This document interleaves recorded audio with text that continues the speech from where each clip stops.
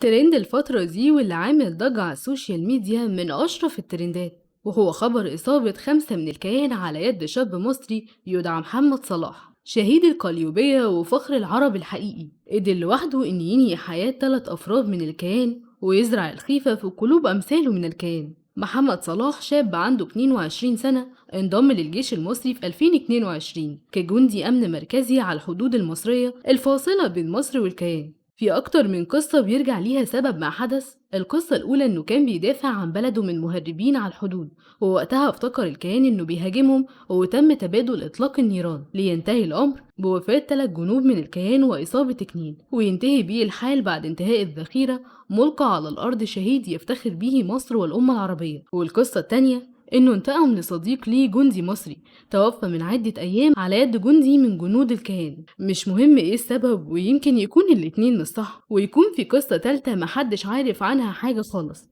بس المهم إن مصر رفعت راسها بشاب قدر يبكي من أبكوا الأمة العربية أجمع على شهدائهم، وتم تشييع جنازة فخر الأمة العربية إلى مسواه الأخير في مسقط رأسه القليوبية. في وسط أجواء من الفرح والحزن رحمك الله وأسكنك فسيح جناته، لك كل السلام والمحبة والامتنان، شهيد وبطل الأمة العربية.